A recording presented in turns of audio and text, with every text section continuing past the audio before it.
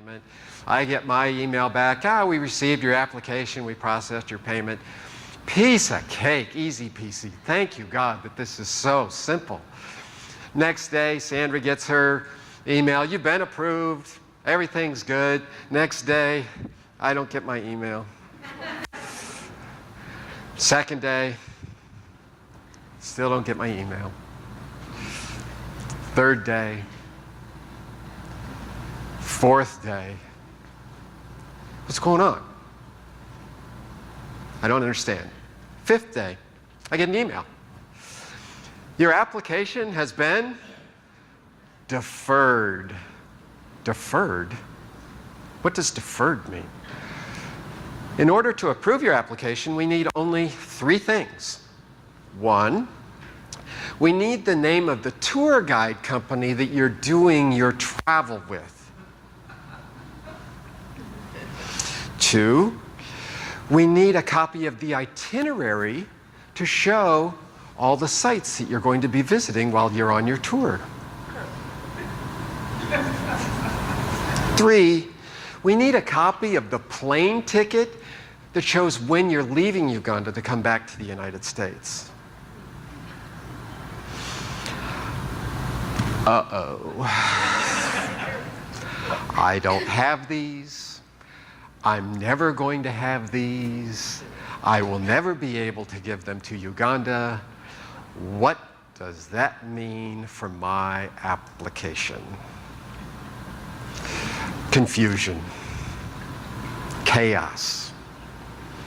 What is going on? Why does Sandra get approved with the exact information and I don't? Do they know something about me? Why does everybody get approved who's ever gone through this process except me? You wonder, because you don't understand. So, I took sent the email, I forwarded it to Danlin. She's the one who does all this stuff. She's the one who put together the handbook. She's the expert. She knows this. Danlin, look at this email I received. They said I'm deferred. Am I in trouble? Am I going to get approved here? What's going on with this? Danlin sends back a reassuring email. Don't worry. It's happened to one other person. It's okay.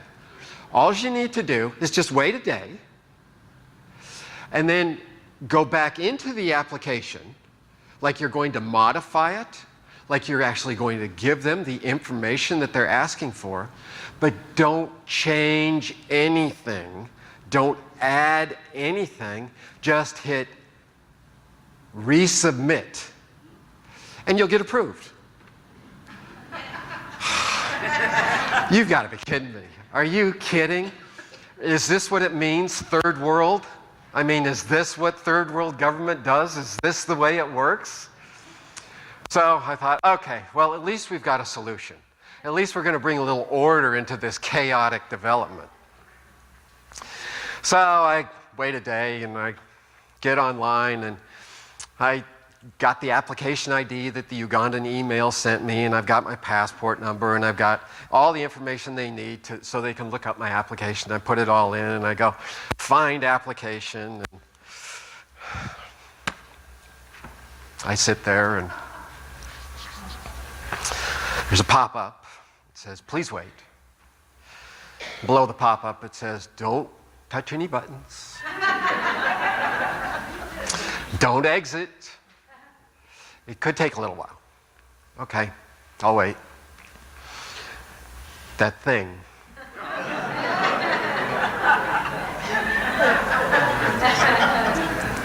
Please wait. Please wait.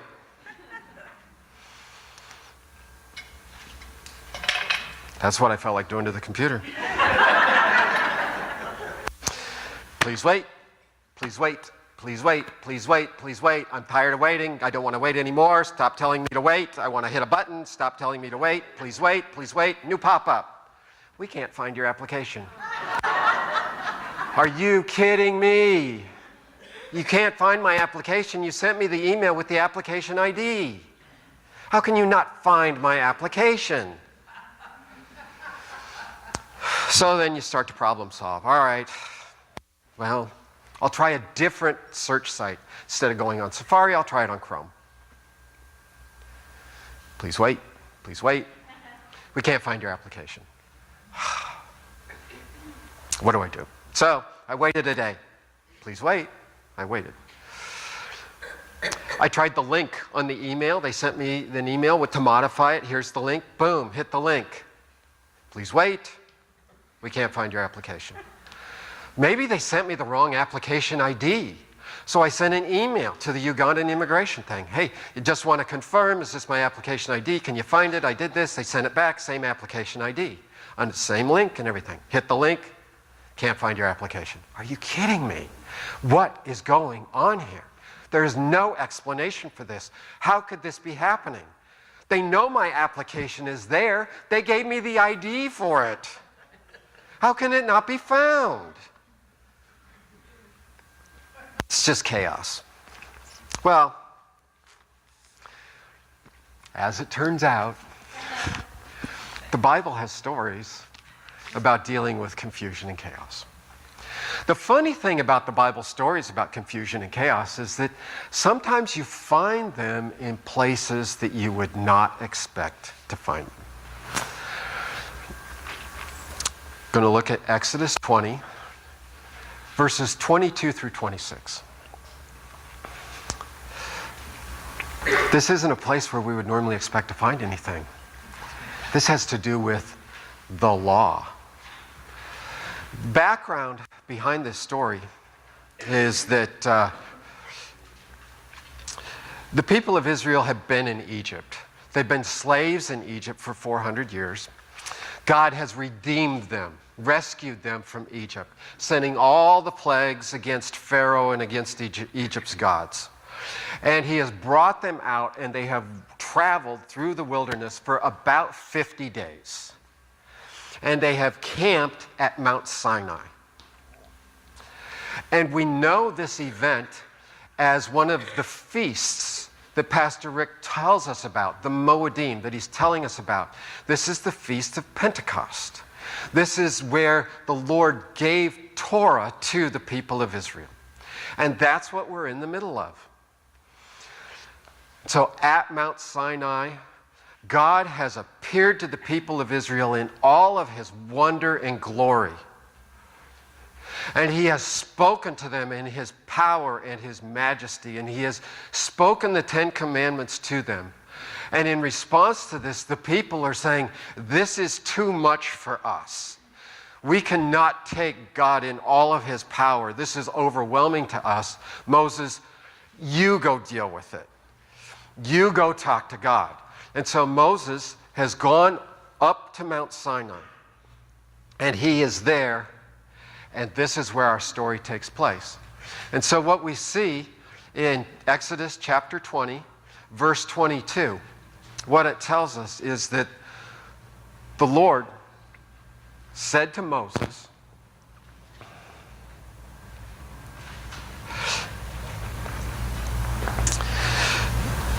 thus you shall say to the people of Israel,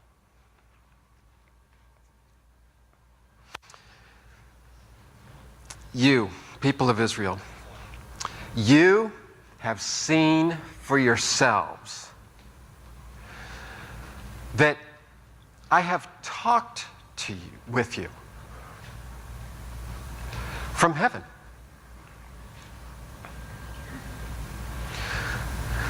You shall not make gods of silver to be with me, nor shall you make for yourselves gods of gold. An altar of earth you shall make for me, and sacrifice on it your burnt offerings and your peace offerings, your sheep and your oxen,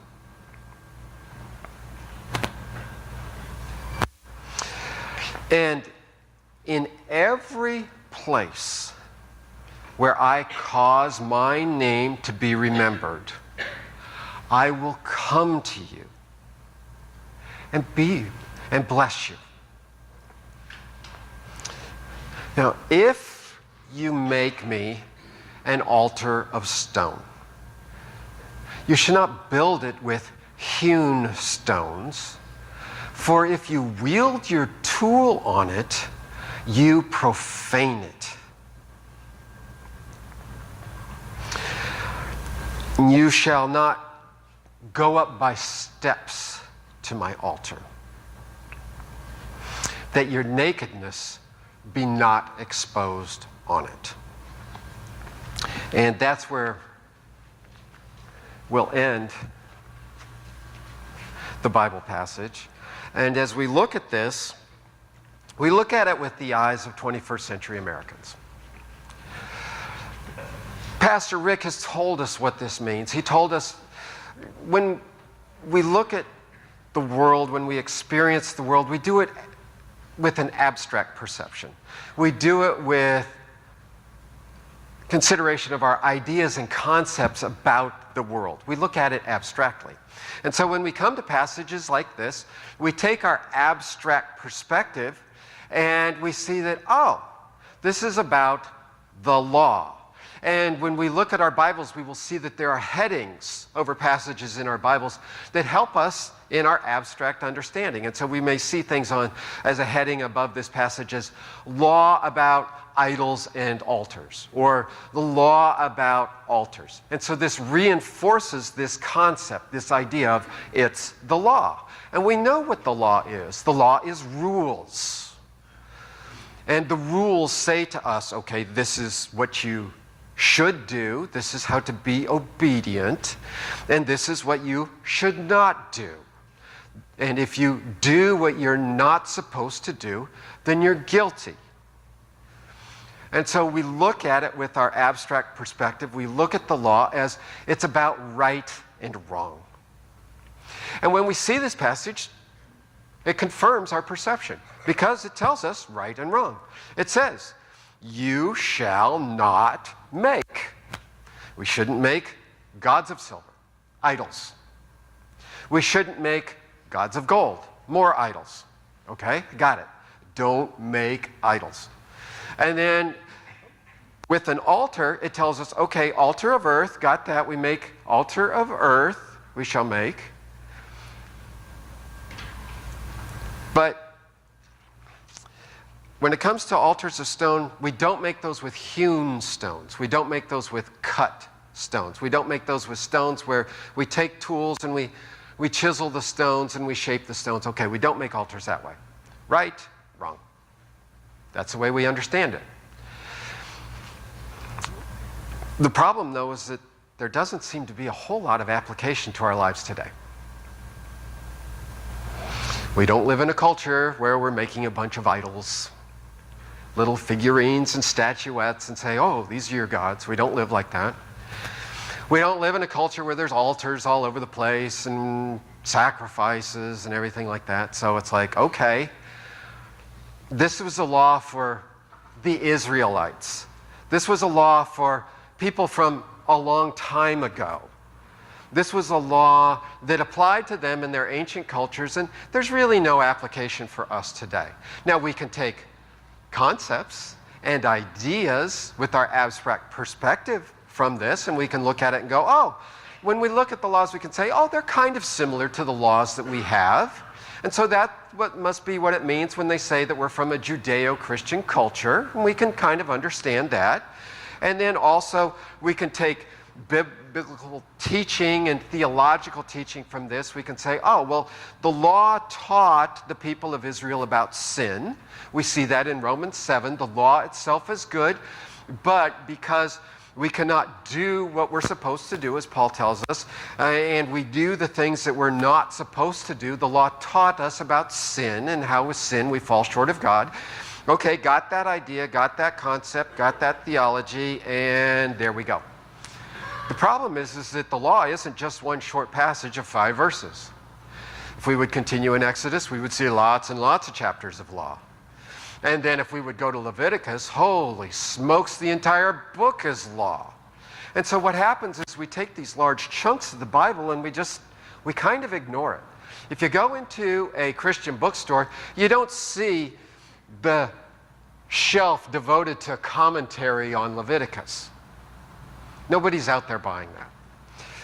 When we get our daily devotionals, we don't see passages where they're quoting from the law, scripture from the law. We don't do anything with this. And so we take it and we kind of ignore it. It's God's word, but yet we kind of remove God out of it because it's about an ancient people, an ancient law, and it really doesn't have a whole lot to do with me today.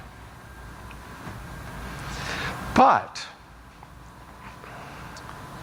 if we can try to change our perspective, if we can try to stop being 21st century Americans with this abstract approach toward understanding the Bible, and maybe, just maybe, use our imagination to think, what might it have been like for the people of Israel to hear this? Maybe, just maybe, there might be a little bit more.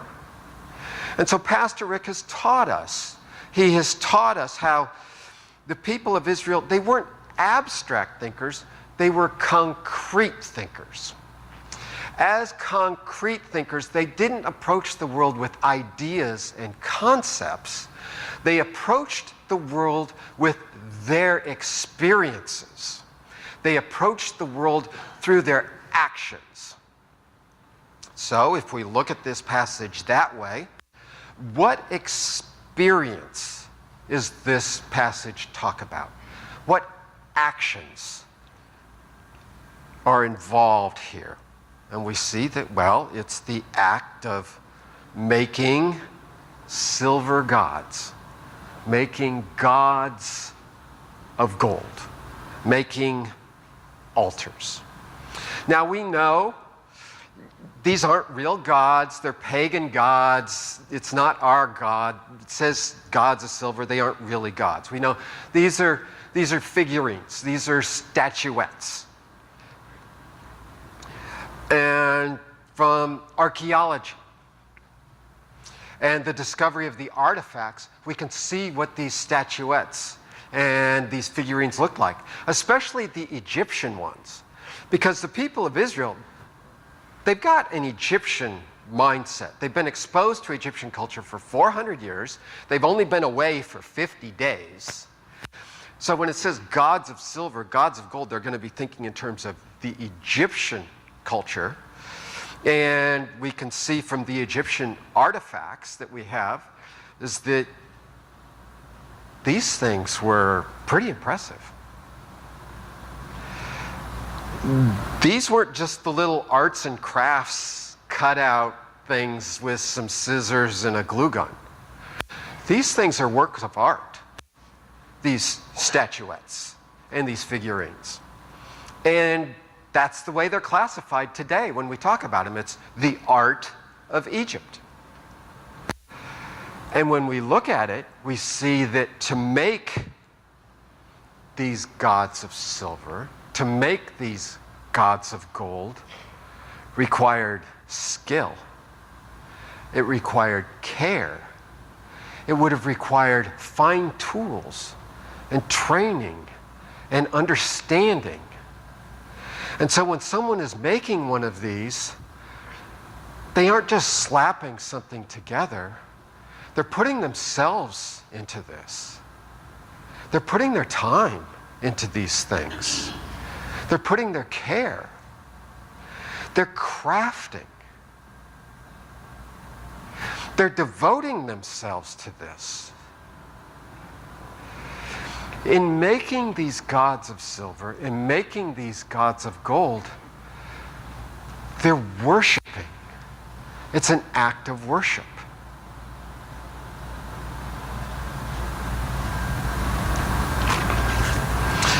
We find the same thing when it comes to the altars. In Egypt, there were altars everywhere. They had big altars and small altars. They had altars in their houses. They had them in their palaces. They had them in their public buildings. They had them in their pyramids. They had altars everywhere. And again, these altars, these are works of art. These altars are things that, just like with the gods of silver and gold, the idols, the statuettes, the figurines, that it would have taken skill. It would have taken care. When it says no hewn stones, it's a cut stone, it's a carved stone. They're not talking about a hewn stone and don't wield a tool on it, as in don't blast it with a jackhammer. That isn't what they mean. Don't use a pickaxe or a sledgehammer on the thing. That isn't what they're talking about. The tools that would have been used to cut these stones, to carve these stones, would have been delicate tools. They would have been chisels of different sizes, different qualities, for different cuts. They would have been picks. They would have been hammers of different weight. We get an idea of what it would mean when we look at the sculptures in our culture, when you go back and you consider what Michelangelo did with stone. That gives us a hint of what we're talking about here. These altars would have been works of art. It's an act of care. It's an act of skill. It's an act of devotion. It's an act of worship. And God is saying to them, don't do this. Don't give me your skill. Don't give me your training. Don't give me your devotion. Don't give me your worship. This had to be confusing to them. What do you mean? What do you mean? Do you understand what I'm doing here? Do you understand how I'm serving you? Do you understand how I'm giving to you? Do you understand how I'm honoring you? I'm not trying to dishonor you. I'm not trying to blaspheme. I'm trying to honor you. Why don't you want this? And God adds more to it. He says, if you use your tool on this, it's profane. Profane? We get the word profanity from profane, same root. Profane means unsacred, unholy, unworthy. My skill, my craft, my time, my planning, my care, my devotion, my worship is unholy? It's unsacred? What? What do you mean? And we start to wonder, and as we start to wonder, we start to question. What's going on here? We start to question God. What's going on here with you, God? What kind of a God are you that does not want this from me?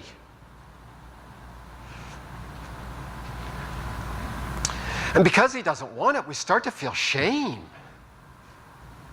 Here I am, I'm trying to honor you, and I receive shame. And in the process of receiving shame, it's even magnified because look at what God says he wants. An altar of earth you shall make for me. An altar of earth.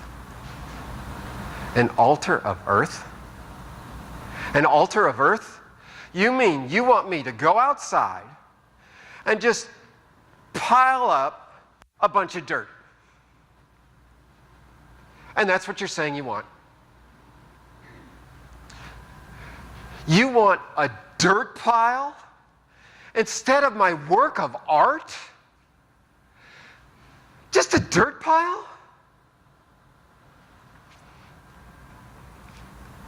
And if you make me an altar of stone, stone where I haven't used any tools. In other words, a pile of rocks, a stack of rocks. Great. You just don't want my idols. You don't want my statues. You don't want my gods. You don't want my altars. You don't want my art. You don't want my care. You don't want my time and devotion and worship. Instead, you want a pile of dirt and a stack of rocks.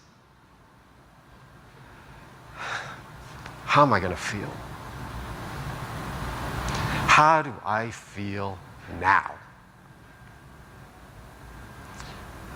Worthless. Shameful. I feel like a sinner. And so where we get in our abstract perception of right and wrong in the law, they get from their experience and from their everyday actions. But more than that, it goes beyond shame. It goes beyond the shame of sin.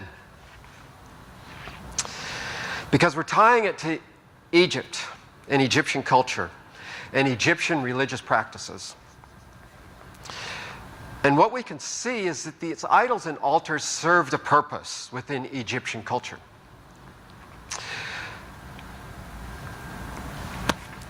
The Egyptians, when they looked at the world, they saw the physical world, but in all of the physical world, they saw spiritual forces.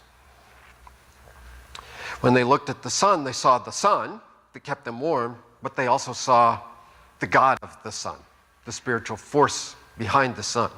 When they looked at the Nile, they saw the Nile and the river and it flowing and all that kind of a thing, but they also saw the God of the Nile. And with their ground and the crops and with their cattle. And so when you look at Egyptian culture, that's why they have all these gods. Because in everything that's in the physical world, they associated a spiritual pagan god with it. And when they looked at the physical world and when they experienced the physical world, they saw the chaos and confusion of the physical world. They saw the Nile and how normally the Nile would drop silt and fertilize the ground. But there were also times where the Nile would just act in total chaos and confusion and flood the crops.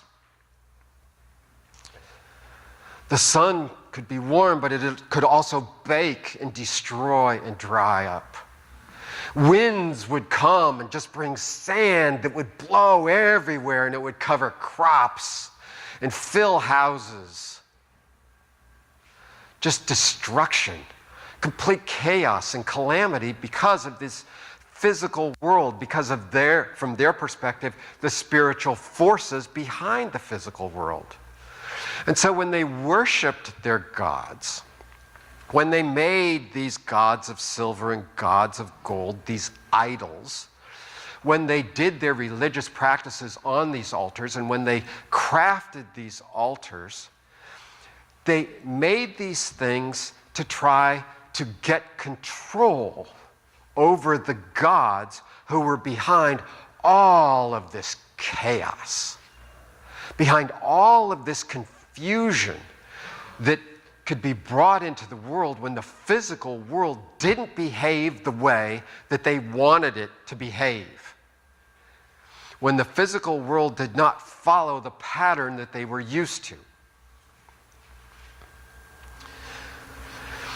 And so we see that in their religious practices, how their religious practices are designed to please their gods, how they're designed to appease their gods, to pacify them, to make them happy, to reward them, so that these gods that they perceived in the physical world would then be happy with them.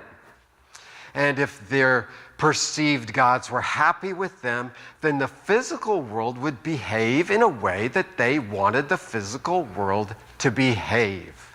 The Nile would stay within its banks when it's supposed to and fertilize the land in the way that it was supposed to.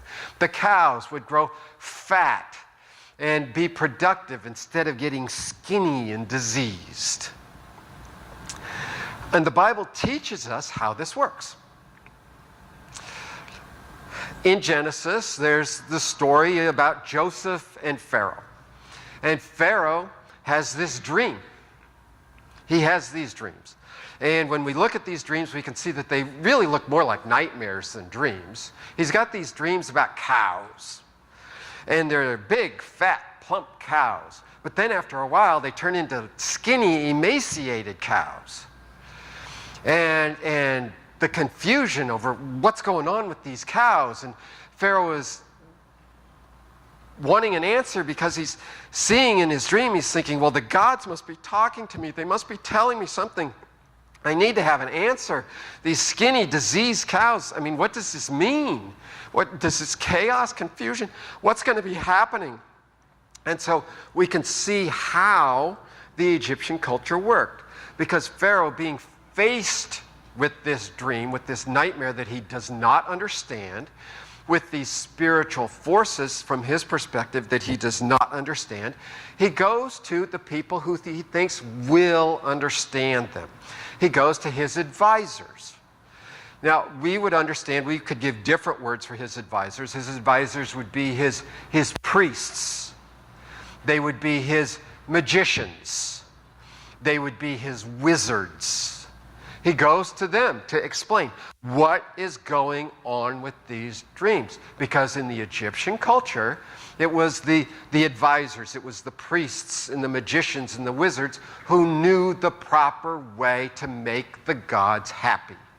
They knew the right prayers, they knew the right ceremonies, they knew the right songs, they knew what you're supposed to do on this kind of an altar, they knew what silver god this silver god would solve, what problem this god of gold would solve. They knew all of this stuff. They were the experts. They knew how to bring order into chaos, into this chaos. They could clear up the confusion. So Pharaoh goes to his advisors, and what the Bible tells us is the advisors really didn't know. They took guesses, but Pharaoh's going, no, that's not right. And as it turns out, there is a man who does know. It's Joseph. He's the Hebrew who's down in prison. And Pharaoh hears about him and he brings it up. And that's because the God of the universe, the God of creation, our God, gave Joseph the ability to understand what this was about. And he's able to tell Pharaoh. And he's saying, well, it's going to be good for a while and then we're going to have a famine. And we see Egyptian culture responding in a way that Egyptian culture responded. They said, okay, I now understand. I now have control. I now get it, and I can get order into an area that these spiritual forces are trying to turn into chaos. And so, Joseph, based on your advice, what we'll do is, okay, well, we're getting these good crops and plentiful harvests and everything. We'll store up a bunch of grain and everything will be good. And then when the famine comes, these skinny cows in my dream, when they show up, then we'll have plenty of food that's been saved for everybody. So instead of experiencing the calamity and the chaos and the disorder from famine and starvation, we're good. We've got order. We've got food. Everything is right with the world. We conquered the spiritual forces. And so that was the entire goal. That was the perspective of Egyptians and how they were supposed to deal with this world and how they were supposed to operate in this world. And so if we come back to our law about altars and idols, if we come back to what it is that God is teaching the people of Israel at this time, look at what he's saying. He isn't just saying your idols and your altars are of no worth to me, and that you should feel shame. You should understand what sin is.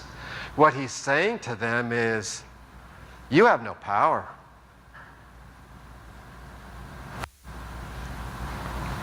This stuff that you're doing, it means nothing. And so the people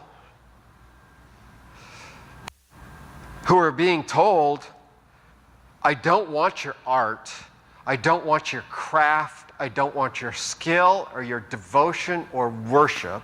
Instead, I would rather have a pile of dirt and a stack of rocks. The people are being told, you aren't just worthless, you're helpless.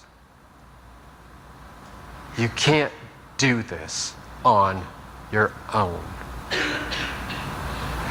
And the people would feel not just worthless, not just helpless, but also hopeless. I can't do this on my own. If I can't do this on my own, how's it going to be done? What does this mean for me? What does it mean for my life? Does this mean I'm just relegated to a life of chaos? To a life of confusion? To a life of disorder? Is that what this means for me? That's the experience of this law. But let's go back and let's look at what God says to them on the basis of this experience. You have seen for yourselves. In other words, you have in your own experience, in your own sensory perceptions, in your own life as you live on this day-to-day existence of this earth, you have seen. It's not some abstract idea. It's not just some nice concept that's out there. It's very real and in your face. You have seen for yourselves that I, the God of the universe, the creator of all things, in all my wonder and majesty and power that you just experienced, it was so incredible you had to back away from and send up Moses to talk to me. You have seen for yourselves that I talked with you from heaven. God talked with them. And there's something very significant in what God is saying here. God is saying, I talked with you. You did not talk with me. I talked with you. You did not call me. You did not summon me. I came of my own will, of my own power, and talked to you. What else does God say? God says, in every place where I caused my name to be remembered. I caused my name, God says. His name to be remembered because he caused his name to be remembered. His name to be remembered not because we have an altar there that tells us to remember God, not because we have idols sitting there telling us to remember God. We know how this works. We know how this works. We have historical monuments all over this country, plaques, monuments. They explain date, this happened, so and so. We know how this works. We know how we as people cause things to be remembered. Same thing here. God is saying, your gods of silver, your gods of gold, your altars are not causing my name to be remembered. My name is being remembered because I cause my name to be remembered. I talk with you. I cause my name to be remembered. I am the source of power, not you. I am the one who exercises my will. You do not tell me what to do. You do not control me. You do not manipulate me. You do not appease me.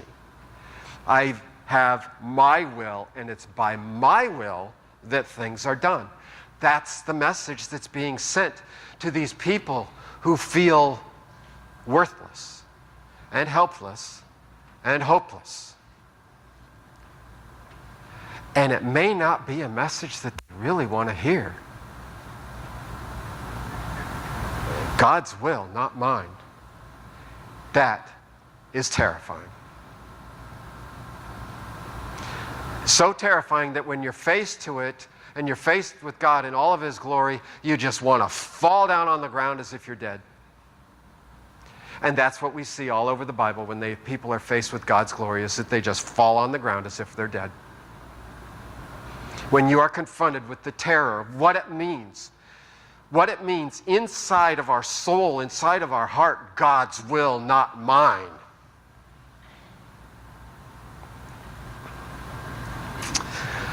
But God doesn't stop there.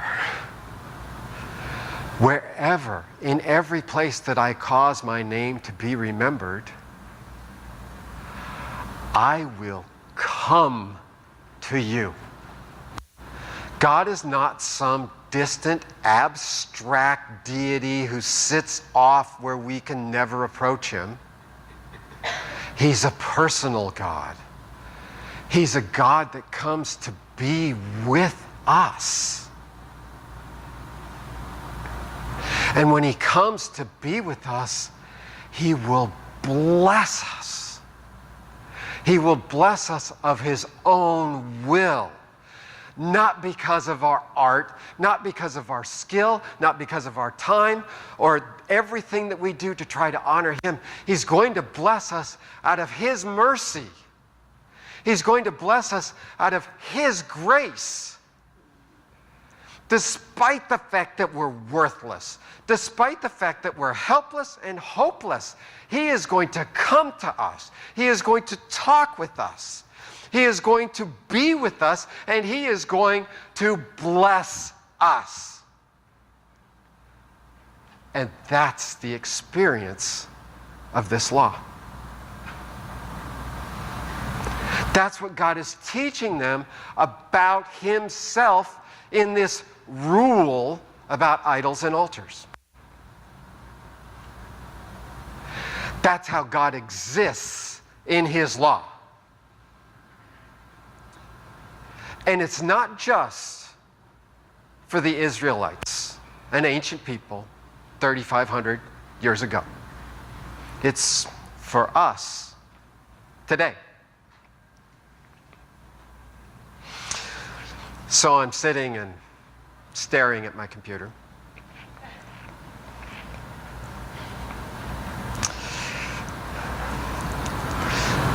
And they can't find my application. They can't find my application no matter where I try to find it, no matter which search engine I use, no matter which computer I try to search it on. And I'm completely confused. And I'm telling Sandra this, and I don't know what to do. And finally, Sandra just gets up. She goes over to the computer, and she prays. She puts the information in. She says, find application. And it says, please wait. And then a minute later, it says, here's your application.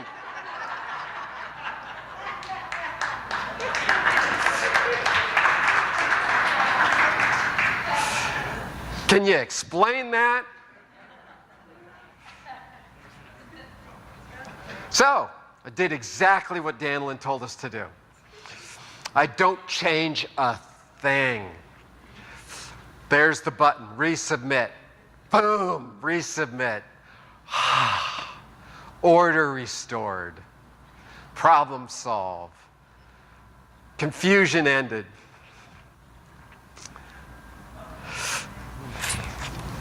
The next day, I don't get that email that confirms that the application was received. That's okay. Maybe it's different this time. Second day, don't get that email, and I don't get an approval. Third day, fourth day, fifth day, nothing. Nothing. Nothing. Sandra, what's going on here? You prayed over it. Nothing. It popped up. Nothing. Did it get lost again? Where is this? What's going on? I talked with Kelly on the phone and told him about this and other things that were going on and everything. Or actually, we didn't talk on the phone. It's WhatsApp. We're sending texts back and forth. And he says, we need to talk. So, I tell him, I don't know what's going on with this visa, and that's just part of it. He says, we've got to talk. And so we set a time for Wednesday last week. We're going to, it's Ugandan time. I mean, it's 11 hours difference. You got to plan these things. And so we did. And so we got this time. We're all set up. It's going to be Wednesday morning, which is nighttime there, and it's morning us, and it doesn't matter. This thing hasn't shown up. It's been a week. So right before the phone call is going to start, I thought, all right, fine. Tried it one more time. Looked at it, popped up the application, and there, at the top of the application in green letters, your application has been approved. Here's the approval letter. It's like 5 minutes before I'm supposed to have this phone call. Are you kidding me? How do you explain these kinds of things? You can't. How do you understand these things? You can't. You don't know what's going on. It's not part of our experience. And when faced with these things, we want to get mad. We feel helpless. And we wonder if there's any hope. And we want to control. I wanted to push the buttons and exit even though it was, please wait, don't push any buttons. I wanted to throw the computer. It was hard. I don't understand. I wanted to be able to have little silver idols and little gods of gold that would give me the comfort of, oh, well, at least this gives me something to do. Because I kept trying all these different things to do. But the cool thing about all of this is that even though all this was going on, and even though all these thoughts are in the back of my head, I felt peace. Because I knew that I'm supposed to be there. I knew that this is where God has called us, and I know that I'm going to end up there. And even though I don't understand it, it's just going to work out. I didn't know how it was going to work out, but I just had this peace about it. And so I didn't get annoyed, and I didn't throw things, and it was okay. And I could laugh at it. I could make fun of myself as I'm making fun of myself as I'm standing up here. Because God's got it. And it's okay. Even if I don't understand how God's got it. And we see that. When we look at verses, we can see how people understood this. They understood this from their experiences that God's got it. Paul, in his first letter to the Corinthians, in chapter 14, verse 33, he tells us that the Lord is not the author of confusion. God isn't creating whatever it is that was going on with the Ugandan immigration website. God isn't causing all of this chaos. The chaos is there because we're in a fallen world. We're in a world that's separated from God, and things just don't work the way that they're supposed to. And it's a tough world. It's a world filled with disease. It's a world filled with death. And it's just a tough world. It's a world where we get confused. It's a world where we really hurt. This is not fun being here. God is not the author of confusion. 1 Corinthians 14:33 tells us, He's the author of peace. He's the author of peace understood as shalom. Peace that comes from being complete. The peace that comes from being completely satisfied. Even though we're in confusion, even though we're in chaos, we have peace. There's a little poster that I remember that, from growing up and everything, and it says that tranquility is not freedom from the storm, it's peace amidst the storm. This is a truth of God. We live in this fallen world. It's chaotic and it's confusing and we don't understand it. The things that can happen to us can be very hurtful and very painful. But we can still have shalom. We have shalom not because of our power, not because of our craft, our skill, our training, our devotion, or our worship. We have peace because God comes to us wherever His name is remembered, and He blesses us. That's why we have peace. And so as we look at this today, as we apply the teaching of this law to us today, this understanding of God and experience of God that this law teaches us, as we apply it to our lives today, we can ask ourselves, today, when we are faced with the confusion and chaos of this world, do we try to control God?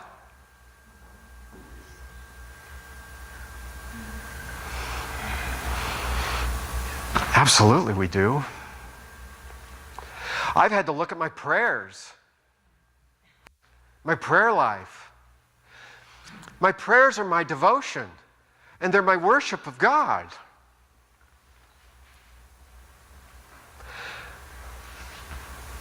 But in my prayers, am I just telling God what He's supposed to do? As I'm asking Him, heal, bless, give, am I just being like the Egyptian? Am I just trying to get power over God? Control over God? Manipulation of God? This is the problem and this is how you're supposed to solve it? Because if you do it this way, if you do it my way, then I'm going to feel like my life is in order? I've had to look real seriously at my prayers. Have you ever bargained with God? If you do this, then God, I'll do this. You know, God, if you let me win the lottery, I promise I'll give a lot of money away to people and it'll be really good and they'll be blessed. Do we bargain with God? In bargaining with God, aren't we trying to control God? Aren't we trying to exercise power over God? Aren't we acting like the Egyptians?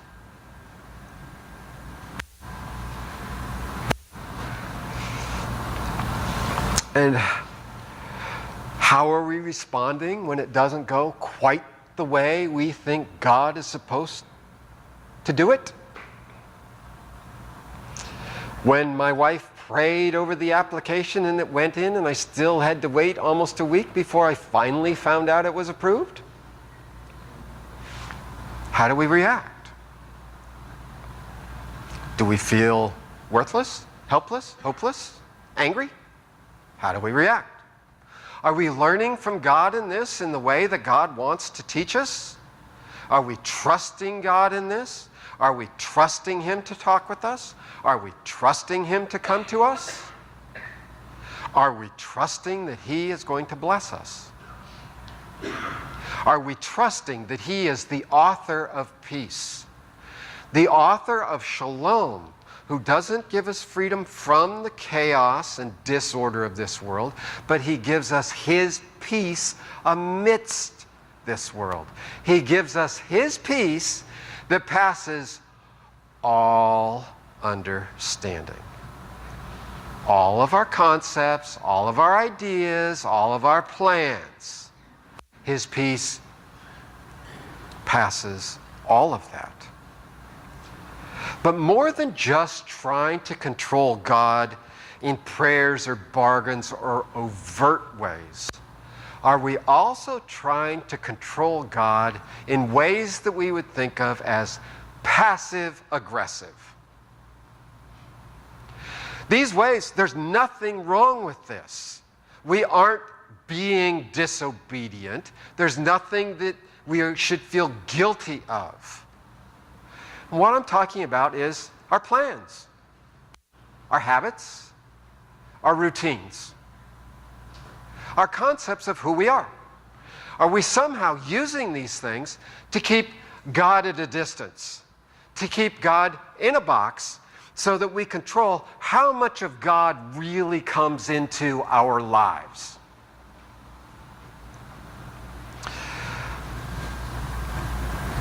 I absolutely have faith in God. I absolutely believe in God. But I've got a really busy schedule, and Sunday mornings, I'm just going to go in and go. And that's it. I believe in God. Everything's good. But I've just got too much going on. I really don't want to talk to anybody there. I don't want to get involved. I love what they do there. I like the message. I like the songs and everything, and that's good. But that's enough for me. I've got all these other things going on. Have we put God in a box? Have we used our habit, our plans, our practices, our routines to say, this is where you belong, God, and I've got all these other things going on?